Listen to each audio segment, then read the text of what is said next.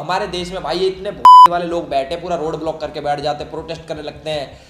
मादर 26 जनवरी को लाल किले के ऊपर क्या हुआ था, बहुत सारे खालिस्तानी कुत्ते बहुत ज्यादा खुश हो रहे थे कि ये कर दिया हमने, वो कर दिया। अगर कोई प्रोटेस्ट हो रहा है तो सरकार क्या उनकी नाजायज मांगों को भी मान ले? ये एक पेड कैंपेन है इंडिया को डिफेम करने के लिए ग्लोबली। क्या इस प्रोटेस्ट में खालिस्तान जिंदाबाद के नारे नहीं लगे? क्या इस प्रोटेस्ट में हिंदुओं से आजादी की मांग नहीं हुई? क्या इस प्रोटेस्ट में शर्जील इमाम की रिहाई की मांग नहीं हुई? भाई क्या चाहते हो सरकार के सामने आप कुछ भी मांग रख लो, मतलब सही है गलत तो सरकार आपकी सारी मान ले। खर्चा पहला साता लैला। अस्सलाम वालेकुम, राम राम, सत श्री अकाल, क्या हाल चाल। ये वीडियो है तूफान सुनामी लाएगी अर्थक्वेक। 6000 कमेंट मार दो इस पे बिना ब्रेक। हम चुप थे, हमने रहम किया, पर कई लोगों ने वहम किया। निकलेगा थोड़ी देर है, क्योंकि डांटो ना तो कुत्ता भी बनने लग जाता शेर है। पैर खट जट्टा नाल भज नहीं होना, असीं पित्तड़ ना कईयां दियां हिक्कां खोलियां। हो सकता है कुछ लोगों की नींद उड़ा दूं रातों की, इसलिए पहले सुन के जाना गहराई इन बातों की। इस वीडियो में ना मैं हिंदू हूँ, ना सिख हूँ, ना मुस्लिम हूँ, ना ईसाई हूँ, ना जट हूँ, ना जाट हूँ, ना ब्राह्मण हूँ, ना खत्री हूँ, ना बीजेपी में हूँ, ना कांग्रेस में, ना आप में, और ना ही मेरे आगे पीछे है कोई खालिस्तान।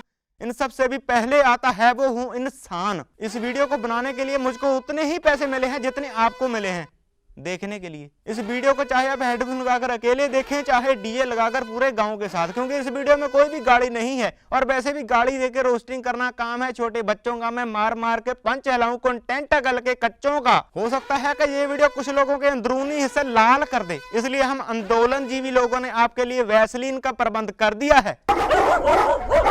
अगर आप में से भी किसी ने वैसलीन लगवानी हो तो डिसलाइक बटन पर पहुंच जाएं। दोस्तों, अब तक आपने बहुत सी सरकारी नौकरी देखी और सुनी होगी, जैसे सरकारी मास्टर, सरकारी डॉक्टर, सरकारी इंजीनियर, सरकारी मान्यता प्राप्त गुंडे। इमरजेंसी, मुंह उधर कर। पर आज हम दिखाने जा रहे हैं आपको एक सरकारी यूट्यूबर। सो स्वागत करेंगे जोरदार गालियों से नहीं यार, तालियों से, हमारे आदरणीय सरकारी यूट्यूबर जिसका नाम है एल्विश यादव। गाड़ी वाला आया घर से कचरा निकाल, गाड़ी वाला आया घर से कचरा निकाल। अभी अभी आपने इसकी सरकारी नौकरी का सर्टिफिकेट देखा, अब दिखाते हैं आपको इसकी नौकरी के प्रति वफादारी। फाड़ दूंगा, बीजेपी में हूँ, बीजेपी में हूँ। सॉरी, माफ करना, गलती से सही वीडियो चल गई। हैशटैग एल्विश नहीं, सेल्फिश यादव। गाइस, मैं ऐसी गाड़ी में पड़ा हूँ कहीं और पब्लिक बाहर से जाके देख जाए इसको चुड़ैल बैठी हो गाड़ी में। लोगों के जोक सुनकर खुशी आती है, लोगों के जोक सुनकर हंसी आती है, इसके जोक सुनकर टॉयलेट की तरह यार। इंसान हूं इसलिए टॉयलेट में गया, भक्त होता तो कमेंट्स में कर देता। वैसे तो आप में से बहुत लोगों को पता होगा, पर फिर भी बता देता हूं कि एल्विश एक बहुत ही देसी इंसान है। साले देसी बोला है, खस्सी नहीं। देसी देसी देसी देसी देसी देसी देसी देसी देसी। और हमारे इस देसी प्रो मैक्स एल्विश के, हमारे देश के असली देसी मतलब किसान के लिए यह शब्द है। हमारे देश में भाई इतने वाले लोग बैठे पूरा रोड ब्लॉक करके बैठ जाते, प्रोटेस्ट करने लगते हैं।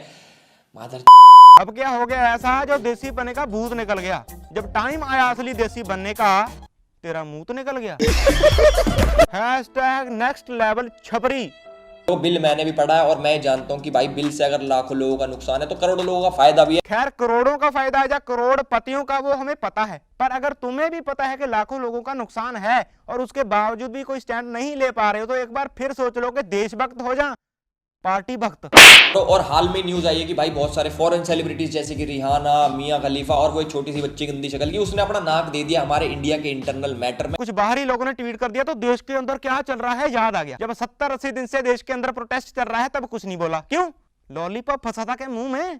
मुझे नहीं पता उन्होंने ट्वीट पैसे लेके करा या आंदोलन जीवी होने के नाते, पर ग्रेटा थनबर्ग, जिसका कि स्वीडन देश में जन्म हुआ, जब ट्वीट करती है तो इंटरनल मैटर ठीक है, पर आप खुद 29 अगस्त 2020 को शाम 5:35 पर ट्वीट करते हो उसी स्वीडन देश के दंगों पर। और साइकिल है यार तेरे पास? हाँ, ले जा। नहीं, साइकिल नहीं चाहिए, सिर्फ स्टैंड ही चाहिए, गिफ्ट करना किसी को।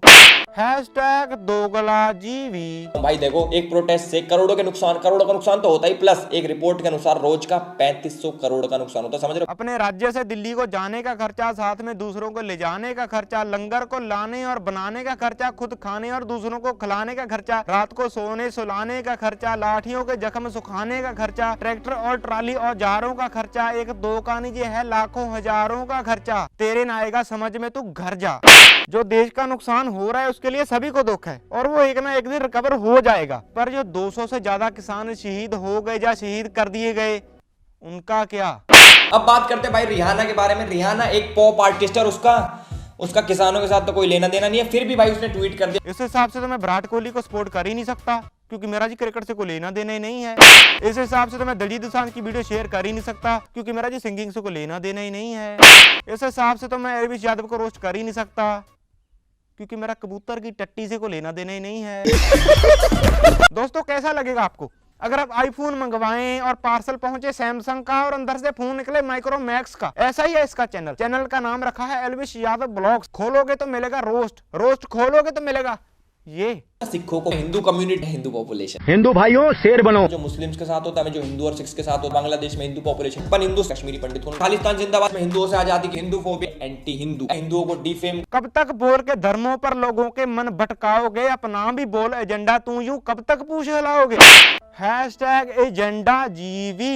और भाई तुम आज क्या दुखी हो रहे हो कि मंदिर में किसिंग सीन करता दिखा दे? तुम बहुत छो में आ रहे हो। आज से 30 साल पहले जो बनी मूवी उसमें तो लड़की को छेड़ते हुए दिखा दिया मंदिर में, तब तो कुछ नहीं बोला तुमने। देखो किसी भी धर्म का मजाक उड़ाया जाना गलत बात है और मैं मानता हूं कि ये फिल्मों वाले मजाक उड़ाते हैं सभी धर्मों का। पर यादव जी आपकी अपनी वीडियो में ये क्या हो रहा है मंदिर में? ओ पंडित सेक्सी मंत्र पढ़ का भी ब्याह करवा दे जल्दी। सेक्सी मंत्र पढ़ का भी ब्याह करवा दे जल्दी। पंडित मुझसे यारा जड़ी सी टूट पड़ी मारे गए हम, लग दी लाहौर दिया पंडित बोहेमिया। खुद ही खुद का मजाक उड़ाते हो और दुनिया हमारे खिलाफ है। क्यों? तुम्हें माफ है? Punjabi singer sporting this Khalistani कुत्ते हो तुम। ट्विटर पर कहता है पंजाबी सिंगर खालिस्तानी कुत्ते और इंस्टाग्राम पर दुनिया ली गुंडा जड़ा यारां दी जानी यारियां ते करता है गब्बरू तमाम। ओ होया की जे पिंडां वाले देसी ਵੱਜਦੇ आओ मोड़िया किसे तो जट मुड़े आई नहीं। यार ये बंदा का सलेडा। अगर ये किसान है तो आतंकवादी कौन है? तू। दिल खुश हो गया है। मैं आपको बताना चाहूंगा 70 दिन में 10 बार से ज्यादा भाई इन दोनों के बीच में बात हो चुकी है, मतलब सरकार और फार्मर्स के बीच में। एक तरफ तो किसानों को खुलेआम आतंकवादी बोल रहा है और दूसरी तरफ बता भी रहा है कि सरकार की इनसे 10 से ज्यादा बार मीटिंग हो चुकी है। तो क्या समझे सरकार आतंकवादियों से मीटिंग करती रही? क्या इस प्रोटेस्ट में खालिस्तान जिंदाबाद के नारे नहीं लगे? क्या इस प्रोटेस्ट एक मिनट मतलब पिंडावाला का इतना खौफ के फोटो देखी और खालिस्तान के नारे सुनाई देने लगे। और दूसरी बात, ये फोटो दिल्ली की नहीं है, पंजाब के बरनाला शहर की है। वो पीछे लिखा है पढ़ लिया करो। IT साल वाले साले अनपढ़ी है। मतलब पीछे पड़ी हुई एक फोटो से आपने सभी को खालिस्तानी बना दिया।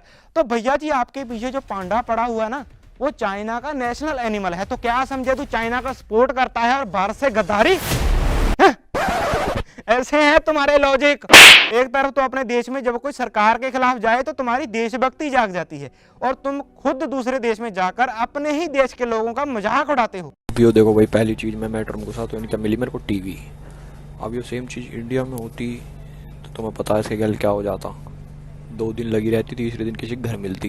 की लाइन देख लो, देखो वो वहाँ खड़ी है ना, तो यो लाइन के पीछे खड़ी है। आप देखो इसकी बारी आई तो हो जाएगी। हमारे में एक की टांट पे दूसरे बैठने हो रहे हैं। एक तरफ तो तुम्हें देश की फिक्र है, तुम्हें देश से प्यार है जो कि हम सबको है, और दूसरी तरफ तुम देश के ही लोगों को खालिस्तानी बोल रहे हो, आतंकवादी बोल रहे हो, IS वाले बोल रहे हो, अपने ही देश के लोगों को पाकिस्तान चले जाने को बोलते हो, ऐसे भड़काऊ ट्वीट करते हो, पुलिस को देश के किसानों पर लठ चलाने को बोलते हो। तो मेरे भाई फिर देश में प्यार किससे करते हो? नेताओं से। अगर कोई देश में सरकार के खिलाफ बोलता है तो इसका ये मतलब नहीं होता कि वो देश के खिलाफ बोल रहा है, और अगर तुम्हारे जैसे लोग सरकार को डिफेंड करते हैं तो इसका भी मतलब नहीं है कि तुम देशभक्ति कर रहे हो। धर्म और पार्टीबाजी से थोड़ा ऊपर उठ के सोचो यार, असली देशभक्ति वहां से शुरू होगी। और हो सकता है तुम अनाज नहीं उगाते होगे, खाते तो हो ना। हो सकता है तुम्हारी जमीन ना हो, जमीर तो है ना। हो सकता है कि तुम किसान ना हो, अबे इंसान तो हो ना। किसान एकता जिंदाबाद, जय हिंद जय भारत।